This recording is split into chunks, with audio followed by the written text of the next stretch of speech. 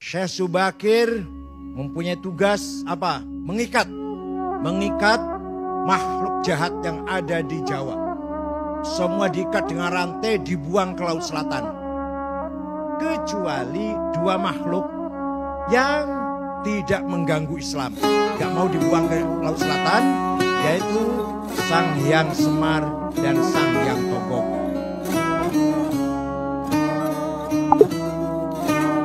Orang yang pertama kali membawa Al-Quran ke Pulau Jawa adalah Syekh Subakir. Syekh Ahmad Subakir membawa Al-Quran, diperkenalkan kepada Ratu Sima, Raja Kalingga di Jepara.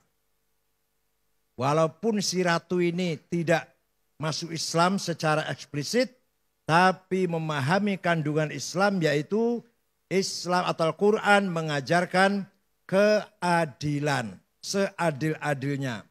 Maka Ratu Sima, Kerajaan Kalingga, Jepara terkenal ratu yang paling adil. Dan masyarakatnya dipersilahkan, diberi kebebasan memeluk agama Islam. Syekh Subakir mempunyai tugas apa? Merantai, mengkerangkeng apa? Mengikat makhluk-makhluk jahat yang ada di Jawa. Semua diikat dengan rantai, dibuang ke Laut Selatan. Kecuali dua makhluk yang tidak mengganggu Islam, gak mau dibuang ke Laut Selatan, yaitu Sang Hyang Semar dan Sang Hyang Togog. Salam Santarus bisa cerita begini, Beb. Karena beliau makhluk sangat bagus, walaupun tidak masuk Islam, tapi tidak memusuhi agama Islam. Ulama kedua yang bawa agama Islam terkenal adalah Syekh Riasiddin An-Nisaburi, yang terkenal dengan Mbah Wasil. Beliau membawa kitab Al-Asrar, kitab rahasia. Diajarkan kepada Raja Jayakatwang, Joyoboyo, Raja Kediri Doho Kediri. Maka terkenal dengan ramalan Joyoboyo, itu sebenarnya terjemahan dari Kitabul Asrar, kitab rahasia-rahasia. Yang dibawa oleh Mbah Wasil, kuburannya di belakang Masjid Setono Gedong, Kota Kediri. Kalau Syekh Subakir ada yang bilang kuburannya di Gunung Magelang, Gunung apa? Tidar. Ada yang bilang di mana-mana. Yang benar, yang prosentasinya paling benar di Goa, di Sulawesi Selatan. Itu Mbah Subakir wafat di situ. Setelah itu barulah datang para da'i-da'i. Pertama kali ada pesantren di Jawa Barat tahun 1410. Adalah Syekh Hasanuddin dari Cina, atau terkenal dengan Syekh Kuro. Kuro itu Qori yang mengajar Al-Quran di desa Rengas Dengklok, Kerawang. Punya murid, salah satu muridnya namanya Subang Larang. Anaknya Ki Gede Tapa, kepala bandar pelabuhan Cirebon. Ki Gede Tapa itu bukan dari Solo Tigo loh, dari Cirebon. Nah, Subang Larang ini Pak Hanif kutilang, kuning, tinggi, langsing. Sulit carinya nih. Kalau kebalikannya banyak, kebalikannya. Kebalikannya kuning, kebalikannya tinggi, kebalikannya langsing, itu gak banyak itu. Tapi yang kutilang, aduh sulit carinya. Nah, suatu ketika Raja Siliwangi beragama Buddha dengar ada agama Islam, agama baru, berangkat dari Bogor ke utara, saya bunuh itu, kiai itu. Sampai di sana mendengar kutilang sedang baca Quran, klepek-klepek. Langsung lamar. Untuk saya saja kiai, silakan, tapi kamu harus masuk Islam. Udah masuk Islam gampang. Ada mas kawinnya apa? Lintang kerti, tasbih maksudnya. Udah saya cari di pasar gampang, mau berapa biji. Nggak ada di sini. Adanya di Arab, gampang saya mabur ke sana. Keluar dari rumahnya kiai, dia siap-siap terbang. Hong, macet. Biasanya terbang biasanya.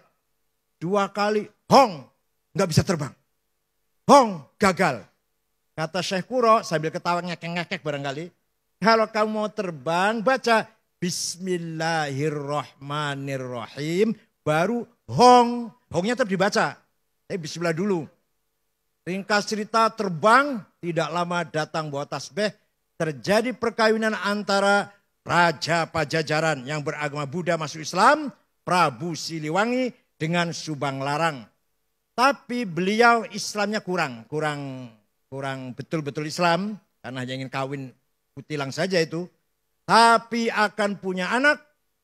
Pertama namanya Syekh Rahmatullah atau Sunan Rahmat Suci yang kuburannya di Gunung Godog, Garut. Yang kedua Syekh Somadullah yang terkenal dengan Ki Kuwu Sangkan. Yang ketiga perempuan namanya Rara Santang, dinikah oleh Habib. Namanya Said Abdullah Azmat Khan.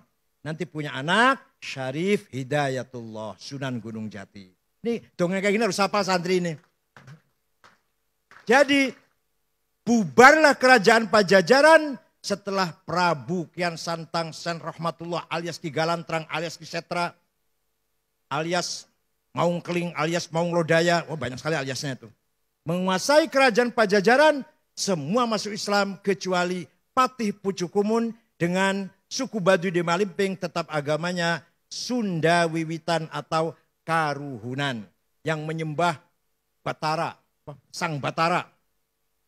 Nah, itulah ulama mulai menyebarkan agama Islam di Pulau Jawa ini. Dari Rengas Dengklok, Syekh Hasanuddin Syekh Kuro melahirkan beberapa santri ahli baca Al-Qur'an. Maka ketika Nabi Muhammad mengkader para as-sabiqin al-awwalin, kader pertama harus bisa baca Quran dengan benar, Saya sering mendengarkan orang ceramahnya enak banget, begitu dalil berantakan Qurannya, cebrik kelihatannya, jijik. Kaffara yukaffiru kufran. Masya Allah. Huwallazi ba'atha fil ummiyina rasulam minhum yatlu alaihim ayatih wa yuzakkihim wa yu'allimuhumul kitaba wal hikmah wa in kanu min qablu lafi dhalalim mubin. Saya jarang bawa ayat Quran lagu ke pokoknya kempek ya. Suara enak itu semua keturunan Kiai Mutta'ad. Suaranya enak-enak. Ya ayah saya enak, Kiai Maksum almarhum enak, Kiai Amin Sirot enak. Itu keturunan Kiai Mutta'ad, suaranya enak. Ada raja dari Kanoman namanya Pangeran Nuruddin. Melihat kerajaan sudah dikuasai Belanda, dia meninggalkan kerajaan, punya anak dua yang terkenal. Satu Kiai Murtasim, dua Kiai Mutta'ad. Kiai Murtasim punya anak Kiai Said punya anak Kiai Sirot punya anak Kiai Akil punya anak Mustafa Akil itu. Yang Kiai Mutta'ad punya anak Kiai Abdul Jamil, Kiai Abdul Jamil punya anak Kiai Abbas punya anak Kiai Abdul Abbas. Dan seterusnya buntet itu. Walhasil kemudian pernikahan misanan, ini lagi-lagi muter-muter. Putranya Kiai Murtasim Syekh Said kawin dengan Nyai Maimunah binti Kiai Mutta'ad. Jadi akhirnya semua saudara, semua satu darah lah, keturunan Syekh atau Sultan Nuruddin, Sultan Kesepuan. Percaya silahkan, enggak apa-apa, ini saya dongeng sendiri kok. Mau percaya enggak apa-apa terserah. Jadi gini-gini keturunan Raja Cirebon.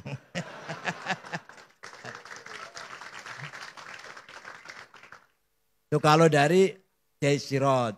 Kalau dari istrinya Kiai Sirot, ibunya bapak saya, Nyai Fatimah binti Nyai Fadilah, binti Kiai Soleh, bin Asnawi Kudus, bin Nyai Mujiroh, binti Nyai Ulfiah atau Mbah Godeg, binti Mbah Mutamakin, Kajen Pati, bin Sumodiningrat, bin Sumonegoro, bin Sultan Hadiwijoyo Jakatingkir. Waduh, maka bin Sunan Pengging.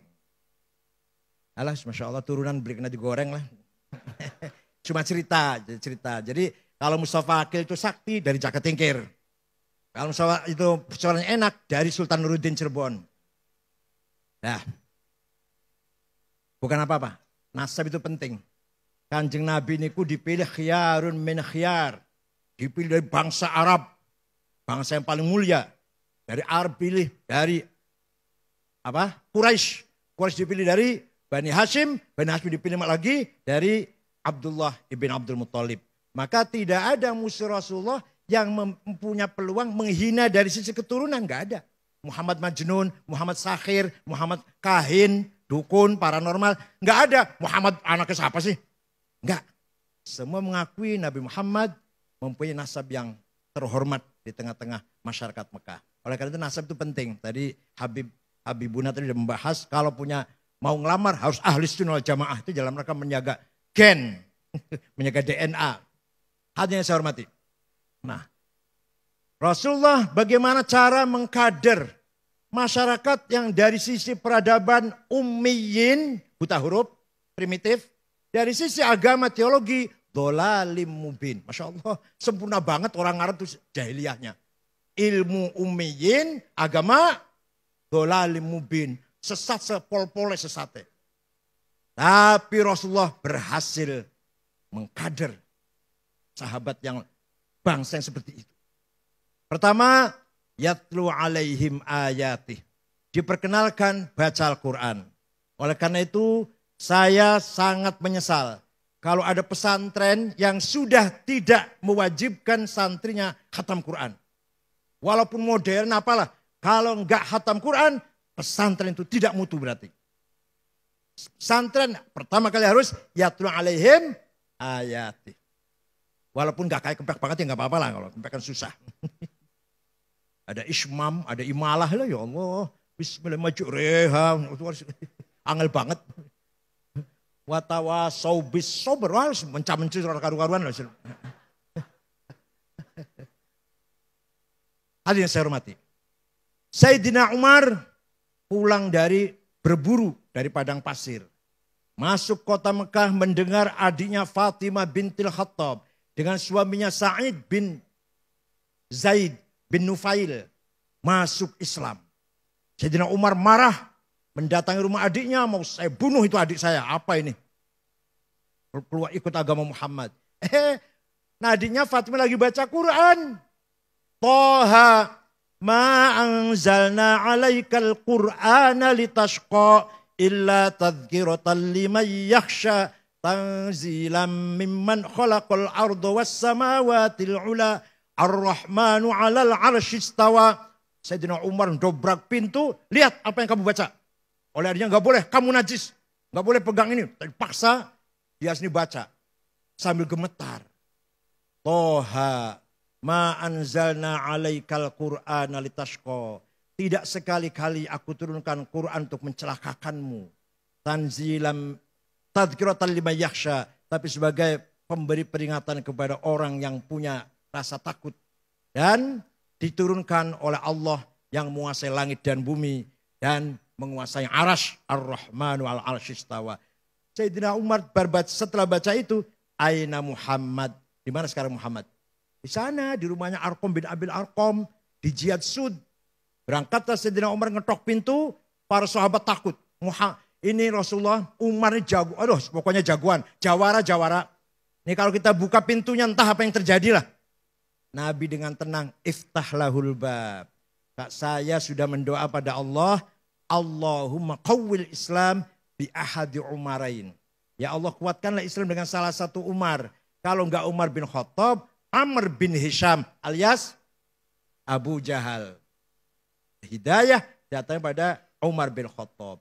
Masuk langsung mencari ma'aina Muhammad, membaca syahadah. Masuk Islam. Kenapa? Karena sebab istima'il Qur'an.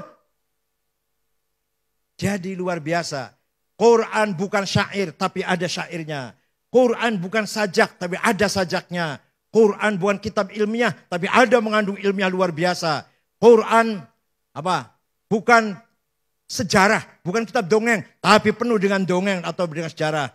Quran tidak menghayal tapi ada hayalannya. Wama adraka mazzakum ka'annaha ru'usus syayatin. Di akhir di neraka nanti ada pohon namanya zakum. Orang Arab pada tanya, apa zakum itu? seperti kepalanya setan, tambah angel pisan malah. Paham betul. Quran jamnya gitu. Kamu tahu nggak apa itu pohon zakum? Nggak tahu apa itu? Seperti kepalanya setan, tambah jauh malah. Kenapa? Supaya menarik imajinasi, khayalannya orang Arab. Menghayal setan itu kayak apa? Supaya menghayal. Biarkan menghayal. Walhasil Quran luar biasa, gampang adalah. Luar biasa. Ayatu haqqin minar rahmani muhdathatun qadimatun sifatul mausufi bil qidami lam taktarin bi zamanin wahya tukhbiruna anil ma'adi wa an adin wa an irami damat ladaina fafaqat kulla mu'jizatin minan nabiyina id ja'at wa lam tadumi muhakkamatun fama tubqina min syubayi lidhi shiqaqin wa ma tabghina min hakami mahuribat qattu illa ada min harabi a'dal a'adi ilaiha mulqiyas salami raddat balaghatuha da'wa mu'aridiha raddal ghayru riyadal jani'anil hurami laha ma'anin kamawjil bahri fi madadi wa fawqa jawharihi fil husni wal qiyami fala tu'addu wa la tuhsa ajaibuha wa la tusamu 'alal iktsari bis-sa'ami qarrat biha 'ainu qariha faqultu lahu laqad hasalta 'ala hablillah fa'tasimi laqad dhafirta fa bihablillahi fa'tasimi in tatluha khifatan min harri nari ladha atfa'tana ladha min wardiha syabimi. Itu sifatnya Quran. Gak usah diterjemah lah, ngerti Islam. Gak usah terjemah.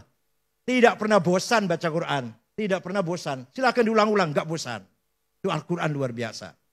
Bahkan kelebihan Al-Quran apa? Dihafal gampang oleh siapa saja. Walaupun gak ngerti Pak, gak paham. Bocah cilik. Ngapal kayak Quran. Cepet satu halaman. 1 jam lah kira-kira apa. Coba kalau ada syair atau ada tulisan bahasa Cina. Gak paham sampean. Suruh ngapalin. Berapa bulan kira-kira? Ngapalakan bahasa 1 lembar bahasa Jerman. Bahasa Jepang, syair 1 lembar. Dan gak paham artinya. Gak tahu bahasa Jepangnya, gak ngerti. Ayo hafalkan. Sebulan barangkali. Tapi Quran anak kecil. Gak ngerti artinya. Gak ngerti bahasa Arab selain Al-Quran. Gak pernah ngomong Arab lah. Gampang dihafalkan. Saya juga gampang hilang. Saya dulu waktu di Mekah pernah hafal sampai ya 23 beberapa. Sekarang sudah banyak hilang. Ngurusin HTI gitu apa. Dah. Jadi masuk Islamnya orang Jawa Barat sebab Al-Quran yang dibaca oleh seorang yang cantik. Jadi baca Quran suaranya enak, lagunya merdu, orangnya cantik. Nah kalau orang yang enggak cantik ya belum tentu itu. Prabu Siliwangi belum tentu masuk Islam itu. Dah. Wa yuzakkihim. Yang kedua Nabi Muhammad diperintah oleh Allah agar membangun karakter. Karakter building.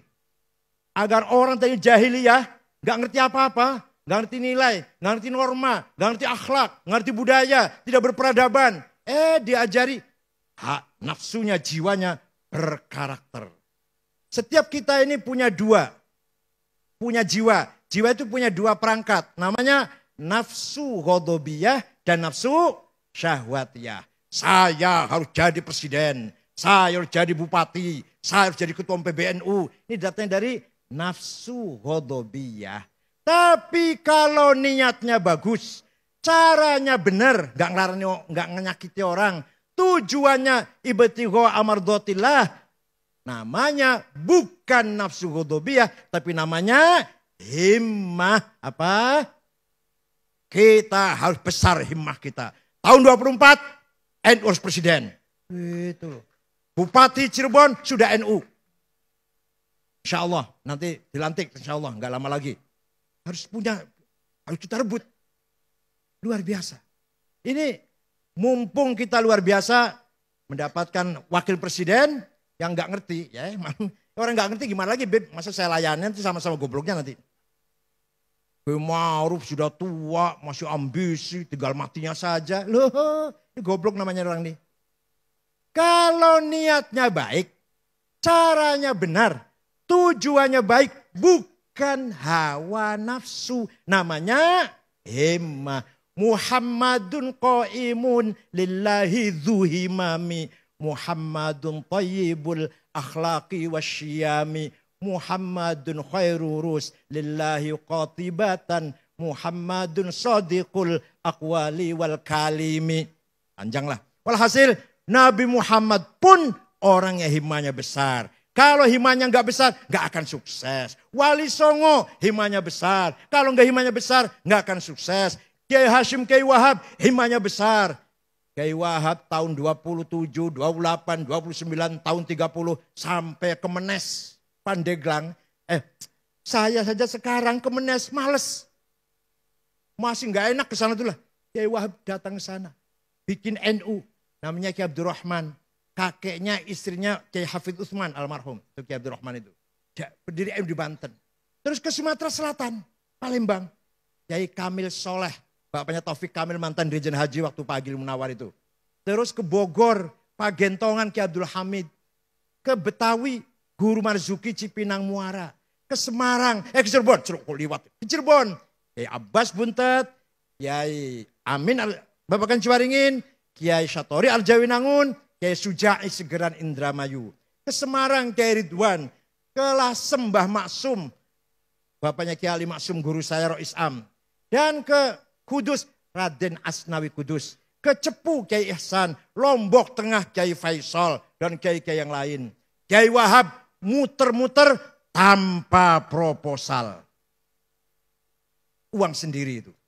Nah karena pergi-pergi waktu itu nggak bisa langsung pulang. Kalau saya sekarang ke Surabaya sore pulang bisa.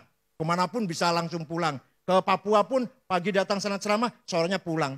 Ki Wahab coba bayangkan berbulan-bulan. Maka istrinya banyak. Sampai lupa jandanya. Suatu ketika naik kereta api dari Jombang. Di Jogja ada perempuan naik. Duduk di depannya. Lama-lama aku kayak kenal kalau sampean ki. Lah nyong kalau bekas jenengan. Lupa, jangan lupa. Jangan ditiru. Kalau ilmunya kayak Ki Wahab gak apa-apa. Hadirin yang saya hormati. Karakter, himmah.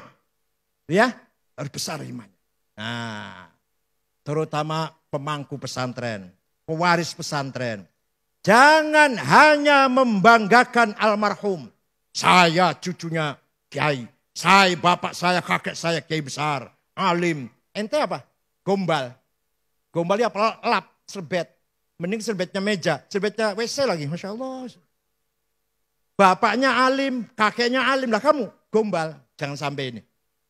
Maka kita mau menerima warisan kempek ini, kayak Mustafa ini. Mewarisi dari orang besar, orang bermanfaat ilmunya. Dari jad sampai ayah. Dan sampai sekarang, alhamdulillah kita tunjukkan kemampuan kita. Tidak hanya mengandalkan nasab, tapi juga hasab prestasi kita. Wa syarrul alamina dawu khamuli idza fakhartahum dzakarul jududa wa khairun nasi dzu hasabin qadimi aqama li nafsihi nas hasaban jadida. Sejelek-jeleknya manusia hanya membanggakan judud, membanggakan kakek, membanggakan ayahnya. Tapi kamu sendiri bukan orang besar. Sebaik-baiknya orang adalah dzu hasabin qadim. Kakeknya orang besar, kebesaran yang sudah kita warisi. Aqama li nafsihi hasaban jadida. Kita pun membangun kebesaran. Itu loh, paham betul? Kakek kita kiai, kita pun harus kiai. Kakek kita ulama besar, kita pun harus menjadi ulama besar. Kakek kita macan, kita pun harus jadi macan. Kalau ada pesantren, tadinya kayaknya alim-alim, macan lah. Sekarang sepi.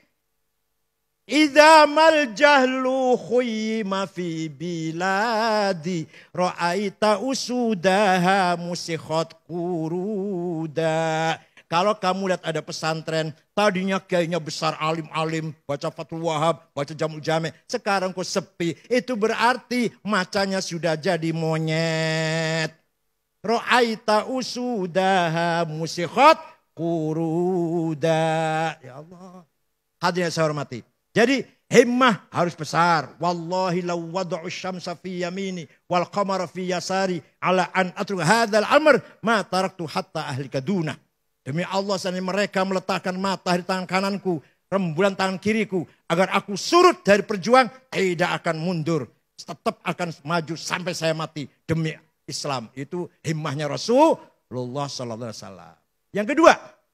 Yang kedua nafsu syahwatiyah. Saya harus kaya, harus banyak duitnya, banyak pabriknya, banyak sawah kebunnya, banyak perusahaannya, banyak apa lagi?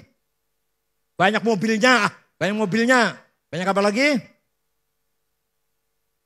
Banyak apa? Perusahaannya ya. Kalau niatnya baik, kalau caranya baik, dan kalau sudah kaya pun ditasarrufkan ke jalan yang baik, maka bukan nafsu syahwatiyah namanya. Namanya azimah. Apa namanya? Maka kita harus punya azimah ini, santri ini. Saya harus jadi orang kaya. Itu loh. Orang kaya di Indonesia nomor 1 itu Budi Hartono. Yang punya rokok Jarum. Uangnya 35 miliar dolar. 1 miliar dolar 14 triliun. Sekalikan jadilah. Pengen hitungin dewek lah. 14 triliun ping 35. Hitungin dewek lah. Nomor 2 Eka Cipta Sinarmas. 18 miliar dolar, ping 14 triliun. Karpel. Baru ada orang Islam nomor 6, Khairul Tanjung. Itu nomor terusnya bukan Islam lagi. Nanti ada Pak Yusuf Kala, nomor 38 Haji Roshid, nomor 40 Bayu yang punya Bluebird, 40. Kapan santri kempek jadi konglomerat? Masya Allah. Nomor 2 lah, nomor 3 nggak apa-apa lah. Ya Allah, Sayyidina Utsman kaya. Suatu ketika datang dagangannya 700 kontainer, 700 onta. Kalau dijual, untungnya berlipat-lipat. Oleh Sayyidina Utsman tidak dijual, disodakohkan. Orang kaya itu. Sa'd bin Abi Waqqas orang kaya. Malah ingin menghibahkan seluruh kekayaannya. Kata Rasulullah, jangan. Kamu punya istri, kamu punya anak, ahli waris. Sepertiga saja. Karena sepertiga hartamu itu kafir. Kalau sepertiganya sampean, 3 juta mesti juta. Sepertiganya Sa'd bin Abi Waqqas, kalau uang sekarang barangkali udah ratusan miliar. Sudah cukup sepertiga saja yang kamu wakafkan. Siapa lagi yang kaya? Syekh Abdul Qadir Al-Jailani bin Soleh ibn Dus, orang kaya. Wakaf tanah di Mesir 10 hektar di daerah Fustat. Sebelahnya kuburannya Imam Syafi'i di situ. Itu daerah itu orang miskin, tanahnya wakafnya Syekh Abdul Qadir Al-Jailani. Waliullah, sugi, loman. Potongannya sama ini wali dudu, sugi orang melarat pisan, medit. Sempurna. Siapa lagi kaya? Abil Hasan Asyadili juga kaya. Pakainya tiap hari ganti, minyak wanginya mahal. Rumahnya villa bagus, pokoknya hebat. Pembantunya pelayannya 16. Kereta ditarik 2 kuda. Kalau sekarang ya BMW, Mercy. Kalau sekarang kan Avanza, Luxio lah. Grand Mark lah. Yang sakit semua nanti, pinggang sakit semua naik itu. Syekh Abdul Hasan Asyadili, kereta tarik 2 kuda. Ketika ditanya, Syekh, panjenengan waliullah bahkan minal aqtabil arba'ah. Untuk Qadir Al-Jailani, Abdul Asyadili, Hasan Rifai, Ahmad Badawi. Itu wali kutub 4. Sampean wali, pakaiannya bagus kayak gitu. Terus kenapa? Kalau lihat wali yang lain kok pakaiannya cap gajah duduk, santrinya, sarungnya. Bajunya koko, 2 minggu belum dicuci. Kopiahnya hitam enggak, coklat enggak, hitam campur coklat. Sandalnya lili. Minyaknya misik. Nah tasnya itu bukan tasnya kayak Pak Bupati, tasnya mereknya Aigner, Ecolak, Delsi. Itu enggak. Di pojok ada tulisan Musyawarah Majelis Ulama Kabupaten Cirebon. Tas bagian musyawarah MUI. Terus gimana? Langgi, kiai-kiai lain kok miskin kayak nyemprul, tapi kalau panjenengan wali besar kok pakaiannya mewah. Libasi yakul, pakaianku bisa ngomong, pakaian saya bisa ngomong. Ngomongnya gini, Ayyuhan nas, ana ghani fala tarhamuni. Saya kiai kaya, enggak usah kamu amplopin. Itu artinya.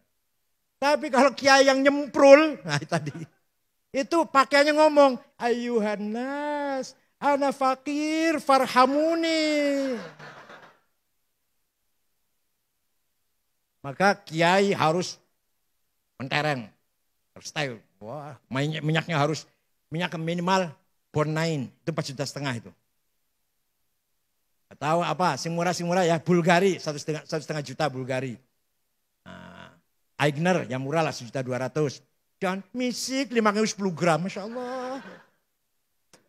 Sarung BHS, baju batik sutra, gitu lah Masya Allah. Tiap hari ganti, bolak-balik batiknya itu terus memalukan. Harus gagah. Nah ini Pak Bupati harus memikirkan kayak yang tadi itu. Dipikirkan kayak yang tadi itu. Rokoknya jarum coklat. Ngajari di musola, musolanya listriknya 5 watt. Tikarnya sobek, banyunya kosong, cibuknya bolong. Halo, Masya Allah. Masya Allah. Nah, mari kita bangun karakter kita. Harus punya himmah dan punya azimah. Ala qadri ahlil azmi ta'til azaimu. Wa ta'ti ala qadril kiramil makarimu. Fatakburu fi ainis soghiri sigharuha. Wa tasgharu fi ainil azimil azaimu. Segala hal tergantung kita. Kalau kitanya berhati besar, segala pasal kecil. Kalau kita berhati kecil, masalah semua problem besar. Fatakburu fi ainis soghiri sigharuha. Tapi kalau kita hatinya besar, wa tasgharu fi ainil azim. Idhamuha. Paham betul? Al-adhaim kecil semuanya. Kayak Gus Dur. Kalau ada tamu datang, Gus, saya banyak problem Gus. Bisnis bangkrut, bertani gagal, istri cerewet. Bisa diatasi nggak? Bisa diselesaikan nggak? Ya bisa sih Gus, ya udah nggak usah dipikir. Besoknya ada tamu lagi. Gus, saya agak teman lah. Saya punya problem besar Gus, dagang ditipu orang, bertani bangkrut, utang banyak, istri minta cerai, anak-anak gak karuan, dapat fitnah dari tetangga, bisa diberesin nggak? Nggak bisa Gus. Ya udah nggak usah dipikir, nggak bisa diberes. Itu artinya minallah wa ilallah wa ma'allah. Paham betul? Orang punya azimah tidak pernah mengatakan masalah ini besar, semua kecil. Ente munggah Gunung Cermek, dur beli, tinggi nggak Gunung Cermek? Kalau ente sudah sampai di atas, pasti di bawah kakimu. Gunung di Sumono Gedeku, segitu besarnya. Kalau kamu bisa naik ke atasnya, pasti di bawah kaki. Gak ada barang besar. Gak ada barang tinggi. Tinggi saya. Gitu loh kira-kira. Jangan melempem mah. Tadi Pak Habib itu udah. Apa tadi? Harus berani. Harus kita rebut semuanya ini. Yang ada harus kita rebut. Nih, alhamdulillah. Rektor UNJ IKIP Rawamangun sudah orang NU, Profesor Komarudin dari Jatibarang Indramayu. Kita kerja keras, kerja keras. Rektor Gorontalo Negeri, namanya kayak di Duong Islam, tapi ketua ISNU, Edward, Profesor Dr. Edward. Rektor UI dari Purwokerto, yang baru menang ini, Ari siapa lupa namanya. Kita kerja keras. Di samping undang-undang pesantren, di samping hari, oh luar biasa. Dikira saya di Jakarta nganggur apa mu? Ya Allah, masih enakan ente malah. Undang-undang pesantren bukan tanpa kemeringat loh. Ada 3 poin yang tadinya tertulis. Saya tolak. Saya panggil Pak Marwan Dasopan, ketua baliknya dari PKB. Saya panggil Cucun ya, Cucun. Nah, saya panggil semua Fathan. Satu lagi. Perempuan. Dari Cianjur. Ya, saya panggil semuanya. Nih 3 ini harus apa kata saya dulu ya. Kalau enggak saya tolak undang-undang ini. Pertama, independensi pesantren harus tetap dipertahankan. Jadi undang pesantren tidak di bawah undang-undang Dikbud atau Diknas. Maka pesantren tidak di bawah Menteri Dikbud. Ada lagi kata-kata. Pesantren sebagai mitra sebagai Kementerian Agama sebagai pembina pesantren. Ya, harus dihapus ini, lucu ini. Nanti KUA Ciwaringin membina Mustafa Akil. Masya Allah. KUA Jagakarsa pembina Kiai Takofah. Siapa Kiai Takofah itu siapa? Kiai Takofah itu. Saya. Nanti dibina oleh KUA Jagakarsa. KUA Kaliwungu membina Mbah Dimyati nanti Rois.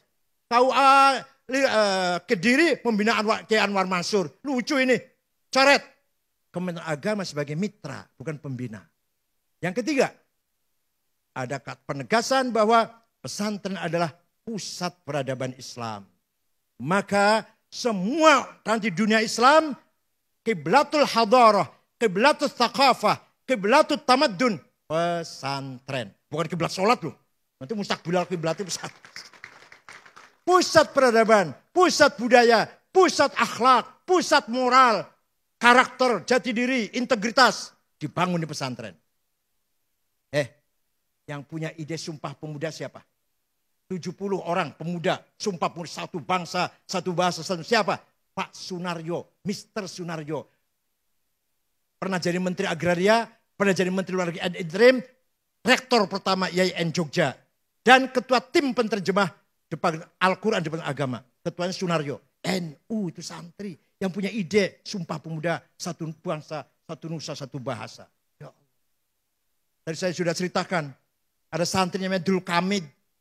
Khatam Quran, ngaji Fathul Qorib, nulis karo tangan, tulis dengan tangan. Santrinya Kiai Hasan Besari. Tegasari Ponorogo. Siapa itu Dul Kamid itu? Ternyata Dul Kamid adalah pahlawan nasional, pangeran Diponegoro, putra Hamengkubuwono III dari istri Pacitan.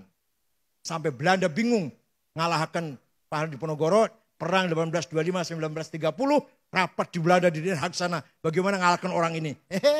Jangan dikasarin. Orang Jawa itu dilem, dipuji-puji, dipangku, nanti lemes. Betul. Belanda panggil Diponegoro, hormati, kita damai, kita bersaudara, langsung menyerah. Gak lagi ada perlawanan, ditangkap, buang Makassar. Ini hati-hati nih pelajaran. Jangan mudah luntur dipuji. Awas orang muji itu menyebarkan racun itu sebenarnya itu. Nah itu santri. Siapa itu Ki Hajar Dewantara? Namanya Suwardi. Ngaji Quran khatam pada Kiai Zainuddin Sulaiman. Prambanan. Ki Hajar Dewantara Bapak Pendidikan Nasional yang terkenal dengan Ing Ngarso Sing Tulodo. Ing Madjo. Nah, Mangun Karso Tutpuri Handa itu filosofi pendidikan nasional. Siapa itu Ki Hajar Dewantara? Nama aslinya Suwardi. Santrinya Kiai Zainuddin Sulaiman. Siapa itu Raden Kartini? Raden Kartini Blora ngaji Quran pada Mbah Soleh Darat. Pernah ngaji sama Mbah Soleh Darat. Dikira itu wong santri apa? Itulah andilnya para santri. Siapa pengarang lagu syukur? Gimana lagu syukur tahu nggak? Lagu syukur tahu nggak? Itu Habib Husain Al-Mutahhar Semarang. Pamannya Habib Umar Mutahhar yang mubalig itu. Jadi kita santri banyak andilnya dalam membangun peradaban nasional. Oleh karena itu dengan tema membumikan Islam Nusantara, Islam yang harmonis dengan budaya. Bahkan kita jadikan budaya sebagai infrastruktur agama. Maka agamanya kuat karena berdasarkan budaya, budayanya lestari. Antara lain contohnya, contoh antara lain saja ini. Utamakan bahasa Indonesia, kuasai bahasa asing, lestarikan bahasa daerah. Itu filosofi harus pegang itu. Utamakan bahasa Indonesia. Ayo gunakan bahasa Indonesia. Nama-nama toko, nama perusahaan, jangan bahasa Inggris. Jangan bahasa Inggris. Tapi saya nggak ada sanksinya sayangnya ini. Tidak ada sanksinya itu. Coba, India nggak punya bahasa nasional. Kalau mengeluarkan keputusan, surat pemerintahnya diterjemah ke 45 bahasa. Kan bahasa Inggris. Banyak daerah India nggak ngerti bahasa Inggris. Diterjemah ke 45 bahasa. Banyak negara nggak punya bahasa. Kita punya bahasa Indonesia. Yang di dalamnya asli bahasa Melayu. Dan di dalamnya 3.000 lebih kata Arab dari bahasa Arab. Adil, hukum, hakim, mahkamah, majelis, musyawarah, rakyat, wakil. Semua itu wilayah, daerah, dairah, wilayah, rakyat, rakyat. Apalagi karib, sahabat, akrab, bahasa saat, zaman, waktu. Bahasa Arab semua itu aslinya. Masuk ke bahasa Melayu menjadi bahasa Indonesia. Kenapa tidak bahasa Jawa yang dipakai bahasa resmi? Bahasa Jawa masih mengandung ras kasta-kasta. Sira, kowe, sampean, panjenengan. Ini nggak cocok tuh bahasa nasional ini. Mbadog, mangan, dahar. Ngelek ya. Ngelek, nguntal. Molor, turu, sare. Halah, nggak cocok untuk bahasa nasional. Masih mengandung kasta ini. Makanya keputusannya diambil bahasa Melayu yang ijaliter. Kamu, saya, kamu, dia, udah sama saja, siapapun. Berarti mengandung nilai egalitarian, mengandung nilai persamaan. Maka diambil bahasa Melayu. Tapi jangan lupa bahasa asing, Inggris harus dikuasai. Waktu serapat dengan ormas-ormas dengan Pak Yusuf Kala, setelah terjadi pembakaran bendera itu, ada yang marah-marah sama Pak Yusuf. Kenapa perusahaan Cina datang dengan tenaga kerjanya datang ke sini? Teknisnya semua insinyurnya dari Cina semua. Pak Yusuf Kala sambil ketawa jawabnya, itu katalognya mesin bahasa Cina, nggak ada bahasa Inggrisnya. Yang bisa bahasa Cina jarang insinyur Indonesia ini. Maka harus teknisinya harus dari Cina. Salah siapa nggak ngerti bahasa Cina? Yang salah siapa itu? Itu antara lain mengapa banyak sekali teknisi ke Cina ini. Habib Fadil Al-Jilani qad hadar.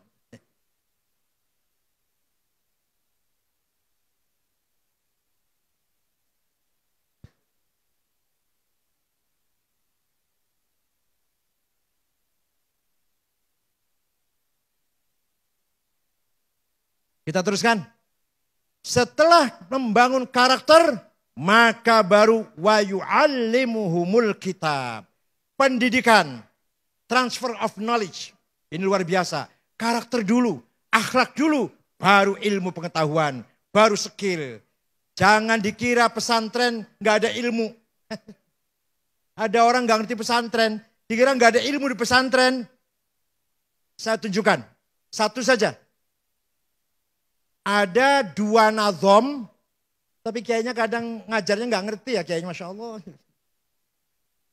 Zaidut tawilul abiyadu ibnu maliki fi baitihi bil amsi kana muttaki biyadihi saifun lawahu faltawa fahadhihi makulatun ashrun sawa. Kayaknya maknanya begini ngajinya. Zaidun utawi Zaid iku atawilu wonge doglong, al-abyadu kulite putih, Ibnu Malik anak Man Malik, fi baitin jero umae, bil amsi wingi, kana mutaki tetongkrong, biadi saifun tangan nyekel golok, lawahu zat bengkokaken golok, fata moko dadi bengkok opo golok, paham? Ini di pesantren diajarin nih, tapi kayaknya kurang ngeh kayaknya. Ternyata ada kategori 10. Zaidun esensi, at-tawil quality, al-abyad quantity. Ibnu Malik relasi, bil amsi time, fi baitihi place, biadi saifun to have. Lawahu aksi, faltawa reaksi. Masya Allah, kalau ngomongin saya enak ya. Ya kalau kayaknya nggak ngerti, Utaiman Zaid, iku wonge putih, doglong. Anaknya Man Malik, ning jero omah tetongkrong, wingi nyekel golok. Goloknya dibengkokaken, maka goloknya jadi bengkok. Ya. Esensi, quality, quantity, relasi, time, place, to have, dan aksi and reaksi. Kalau kita itu luar biasa sebenarnya. Sayang kurang penjabaran yang sangat mendalam. Nah, itu antara lain saja. Terakhir, wal hikmah. Pinter kayak apa? Alim kayak apa? Harus punya wisdom. Harus punya wisdom. Wisdom ini datangnya bukan dari kitab, bukan dari tulisan, bukan dari guru dari sekolah, tapi nurun yakdzifuhullah ala qalbi man yasha. Direct illumination. Melalui khawatir. Khawatir apa? Khawatir itu dari Tuhan melalui khawatir ilahiyah masuk pada dauk intuisi, maka jadilah ilham, kasyaf, dan ma'rifat. Kalau melalui malaikat, khawatir malakutiyah menjadi ilmul haq, menjadi ilmul yakin. Tapi kalau khawatir datangnya dari nahawa nafsu, menjadi angkara murka, tamak dan rakus. Kalau dan dari setan menjadi waswasis syayatin. Itu ada di setiap intuisi kita semua. Pesantren harus mampu memanage dhauk, memanage intuisi agar para santri memiliki dhauk nurun yakhdifullah ala qalbi santri semuanya insyaallah. Tidak ada ini di luar pesantren. Hanya pesantren kita masih menghormati nilai-nilai yang bersifat wisdom. Baik itu wisdom lokal maupun wisdom yang sudah terkenal. Karena Sayyidul Habib Al-Jilani sudah datang, saya kira itu saja. Mudah-mudahan ada manfaatnya. Syukran wa dumtum fil khairi wal barakati wan najah. Wassalamualaikum warahmatullahi wabarakatuh.